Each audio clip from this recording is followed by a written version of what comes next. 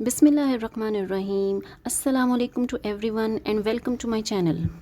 आज मैं आपसे करेले गोश्त की रेसिपी शेयर करने जा रही हूँ, तो आइए स्टार्ट करते हैं।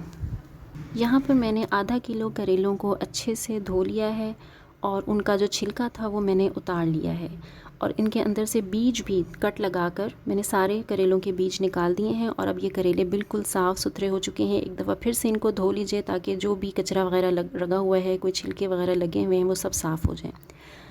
साफ़ करने के बाद करेलों को उनमें नमक लगाना है। नमक ज़रूरी है और बहुत अच्छे से आपने हर करेले के पीस को उठाकर बाहर से अंदर से हर तरफ से नमक लगा देना है। और ये ऐसा करना इसलिए ज़रूरी है क्योंकि करेले बहुत कड़वे होते हैं और पकने के बाद आपके सालन के मज़े को ख़राब कर देते हैं। और हर किसी को शिकायत रहती है कि करेले का सालन हमेशा कड़वा बनता है, लेकिन अगर आप करेलों को नमक लगा देंगे और नमक लगाकर 3 से 4 घंटे तक आप इनको रखेंगे तो फिर गारंटी है कि आपका सालन बिल्कुल भी कड़वा नहीं बनेगा और करेलों का सालन बहुत ही लजीज बनकर तैयार होगा।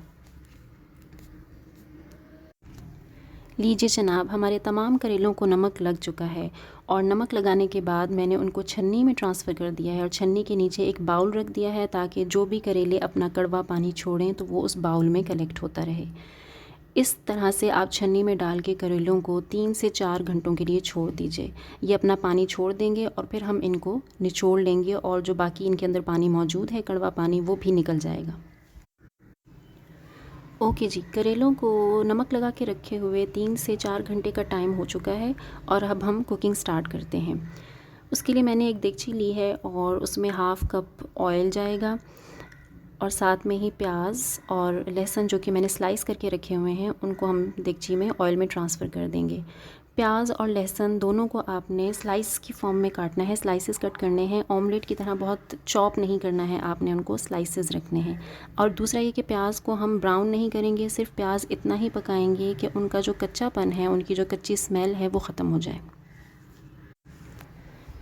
प्याज फ्राई करते हुए मुझे तकरीबन 5 मिनट हो चुके हैं और देखें उनका कलर कुछ ऐसा हो गया है, गोल्डन नहीं है, ब्राउन भी नहीं है, बस ये है कि थोड़ा सा ट्रांसपेरेंट से हो गए हैं।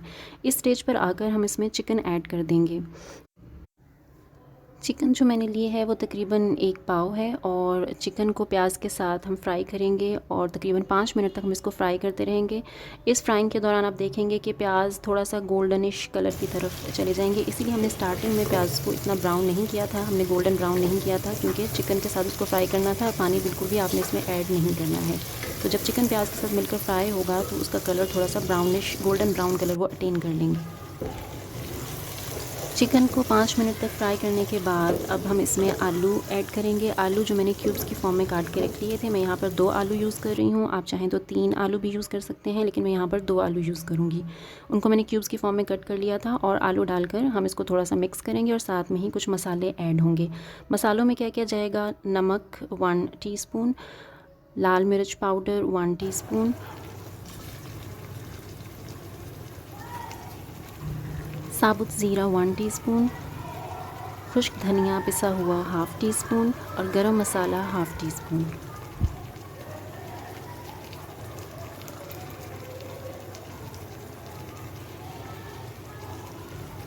ये सब मसाले ऐड करने के बाद आप इसको थोड़ा फ्राई करेंगे ताकि मसाले का कच्चापन ख़त्म हो जाए। 2 से 3 मिनट तक फ्राई करने के बाद आप इसमें टमाटर ऐड कर दीजिए। मैं यहाँ पर 4 टमाटर यूज़ कर रही हूँ मीडियम साइज़ के और साथ में ही मैंने 2 हरी मिर्चें भी काट ली थी। तो टमाटर और हरी मिर्चों को डालकर अच्छे से मिक्स करना है, भुनाई नहीं करनी।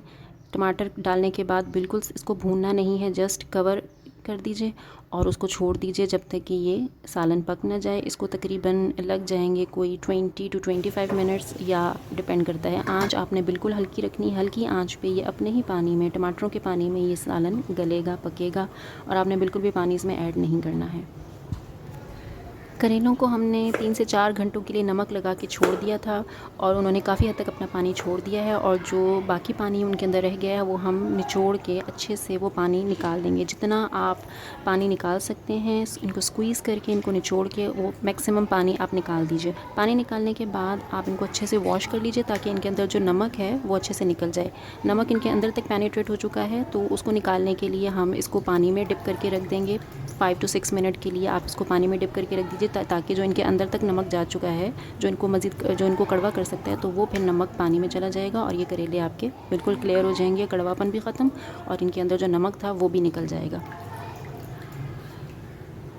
5 से 6 मिनट करेलों को पानी में डिप करने के बाद अब मैं इन करेलों में से पानी को निचोड़ लूँगी और इनको मैं बारीक स्लाइसेस की फॉर्म में मैं कट करूँगी।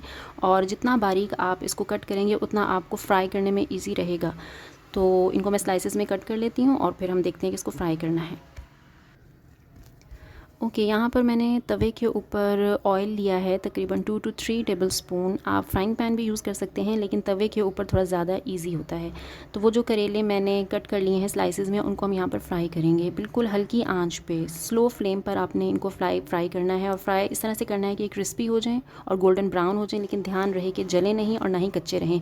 अगर ये कच्चे रहेंगे, सही से फ्राई नहीं होंगे, तो फिर आपके सालन में कड़वाहट आ जाएगी, और अगर ये जल जाएंगे तो फिर जलने की कड़वाहट आ जाएगी। इसलिए ना आपने इनको जलाना है और ना ही आपने इनको कच्चा रखना है।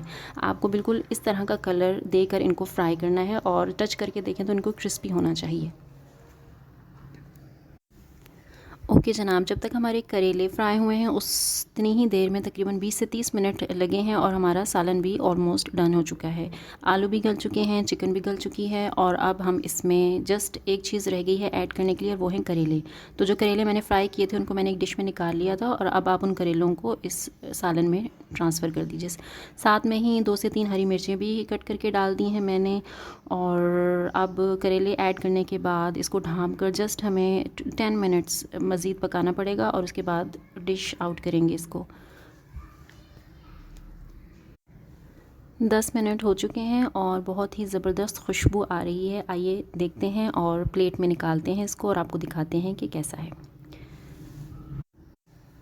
बहुत ही लज़ीज़ खुशबू आ रही है। आप ज़रूर इसको ट्राई कीजिएगा और फिर कमेंट्स में बताइएगा कि आपको मेरी रेसिपी कैसी लगी।